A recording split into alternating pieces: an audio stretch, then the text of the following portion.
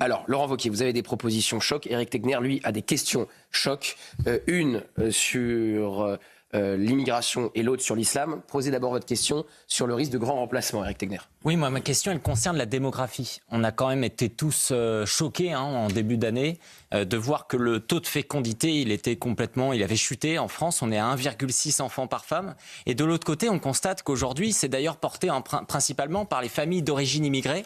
On voit un taux de fécondité bien supérieur chez les étrangers et les gens d'origine immigrée. Je pense notamment aux femmes algériennes qui ont un taux de fécondité de 3,5 enfants par femme, c'est-à-dire le double d'une femme française. Est-ce que vous craignez d'ici quelques années, Laurent Wauquiez, justement, un phénomène de grand remplacement? Ce que je crains, c'est cet effondrement démographique français. Ce que je crains, oui. Et donc, pour répondre à votre question, si on veut éviter ce grand remplacement... Vous pensez que c'est possible? Parce que beaucoup de gens, aujourd'hui, pourraient vous accuser de complotisme, de fake news, en accréditant... Vous ne pensez pas que c'est une théorie conspirationniste qui a un risque? Non, c'est tout simplement la question, c'est une réalité démographique. Quand vous avez 7% d'étrangers dans notre pays, qui a une démographie française qui s'effondre et une démographie des familles étrangères qui explose, ça s'appelle une réalité démographique, c'est tout. Et il faut là-dessus qu'on puisse être tous vigilants et qu'on essaie d'inverser les choses, parce que moi je ne suis pas là pour commenter. Ce qui m'intéresse, c'est qu'est-ce qu'on peut faire. Et est-ce que ce qui vous inquiète en fait dans le grand remplacement, c'est uniquement des raisons économiques, ou est-ce que c'est une raison aussi culturelle, cette idée en fait que quand vous êtes un peuple originel, vous avez le droit de conserver votre culture qui est millénaire? Vous savez, j'étais à Carcassonne. Carcassonne, ville extraordinaire, emblématique de ce qu'est notre pays, le film de Louis de Funès, tout le monde s'en souvient. Vous avez à Carcassonne une école coranique, dans laquelle vous avez des gamines qui ne sont même pas adolescentes, auxquelles on impose le port du voile quand ça n'est pas celui de la burqa. Ça n'est même pas dans les règles de l'islam. Est-ce que ça, c'est ce que j'ai envie de voir dans mon pays? Non. Pour autant, je vais vous faire quand même une réponse aussi sur ce qui me tient à cœur. Il y a une assimilation qui marchait en France, et qu'on a perdue. Il y avait une assimilation qui fonctionnait sur une immigration très réduite, qui était une immigration de travail, et qui reposait sur une règle simple. À Rome, tu vis comme les Romains. En France, tu vis comme les Français. C'était la règle de la Rome antique. Et ça marchait. Et moi, c'est ce que je veux qu'on retrouve. Et pour ça, et ça nous amène à d'autres débats, ça suppose qu'il n'y ait aucune compromission dans le fonctionnement de la République française. Et pourquoi ce débat, pour moi, sur le voile dans le sport est fondamental? Parce qu'en réalité, l'approche de François Bayrou, c'est en fait surtout pas trop clarifier les choses sur ces sujets. Rester dans l'ambiguïté. Quand vous ne clarifiez pas, c'est là où vous permettez aux frères musulmans d'aller plus loin. J'ai connu ce débat, c'est le tout début de mon engagement politique. Mon premier engagement politique, ça a été le vote de la loi sur l'interdiction du port du voile dans les écoles, les collèges et les lycées. Souvenez-vous, à l'époque, il y avait une circulaire de François Bayrou qui avait laissé les chefs d'établissement totalement démunis et il fallait apprécier cas par cas. J'étais, moi, à l'époque, simple rapporteur de la commission qui a porté à l'arrivée le vote de cette loi. C'est le seul domaine où on a imposé une règle qui était claire. Et en imposant cette règle qui est claire, depuis en France, vous n'avez pas de voile dans les collèges et les lycées. C'est sans doute un des seuls domaines où on a réussi. Pourquoi? Parce que la loi était claire. Moi, mon approche, elle est simple, aucune compromission. Quand le maire de Grenoble a proposé le port du burkini dans les piscines municipales, j'ai supprimé toutes les aides de la région Auvergne-Rhône-Alpes au maire de Grenoble.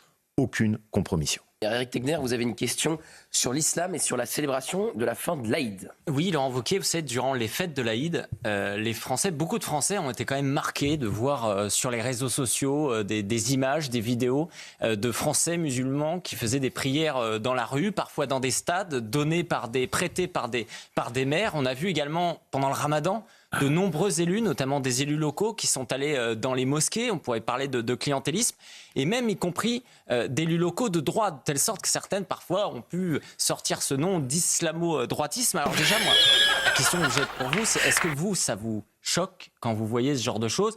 Ou est-ce que vous pensez tout simplement qu'il faut s'adapter au fait que l'islam, aujourd'hui, est de plus en plus important, et donc il faut faire un petit peu ce qu'on appelle les accommodements raisonnables? Réponse de Laurent Wauquiez. Non, je pense que c'est exactement l'inverse. C'est l'islam qui doit s'adapter à notre pays. Et c'est d'ailleurs inscrit dans le Coran. Le Coran précise très clairement que quand on est dans une terre qui n'est pas une terre musulmane, il faut adapter la pratique de l'islam à la terre dans laquelle on est.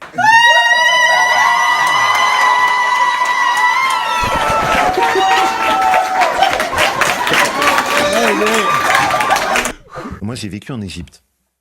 À l'époque, l'Égypte que je connaissais n'était pas une Égypte qui était gangrénée par l'intégrisme et par l'islamisme. Et donc on a laissé petit à petit chez nous se mettre en place des pratiques dont on veut nous faire croire qu'elles sont dans la pratique d'un islam régulier. Ça n'est pas vrai. Et je voudrais aussi, vous savez que j'adore l'histoire, qu'on se rappelle qu'on a demandé à la religion catholique de faire un gros effort pour s'adapter au cadre de la République au début du XXe siècle. Et le catholicisme l'a fait.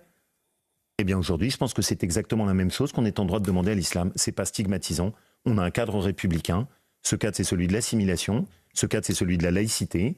Moi, objectivement, la pratique qui est devenue maintenant ordinaire de gigantesques ruptures de l'iftar, de l'Aïd, etc., qui sont en plein jour dans des espaces publics, ne me correspond pas. Ça veut dire que vous considérez aujourd'hui que l'islam est trop une religion de conquête ?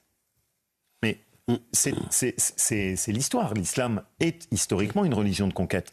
Mais nous, la question qui nous est posée, c'est est-ce qu'on fixe les règles ? C'est toujours les mêmes. J'étais en échange ce matin avec ce professeur de Lyon 2 qui a eu le courage de dire qu'il était inacceptable que dans le cadre d'une université française, on fasse un iftar. Oui. Voilà. Mais il m'a très bien expliqué, en fait, il y a une volonté de tester la République. La volonté à chaque fois, c'est d'aller le plus loin. Et ce qui est coupable, ce sont nos soumissions et nos lâchetés. À partir du moment où vous fixez un cadre qui est défini d'avance, tout le monde peut le respecter. Justement, si vous êtes président des Républicains, est-ce que vous veillerez à ces élus de droite qui vont justement faire du clientélisme parfois dans les mosquées en plein ramadan ? La meilleure garantie, c'est pas les propos que je peux vous tenir, c'est les actes qui ont été les miens pendant 8 ans à la tête de ma région Auvergne-Rhône-Alpes. Je n'ai jamais eu la moindre compromission sur ce dossier. Ni à l'égard du maire de Grenoble quand il a fait ses pratiques, ni quand on m'avait demandé de financer un soi-disant institut musulman dit culturel qui en réalité était financé par l'Arabie Saoudite à Lyon, je n'ai pas mis 1 euro de ma collectivité. Je n'ai jamais eu là-dessus la moindre compromission et ça fait partie de points sur lesquels je suis extrêmement vigilant.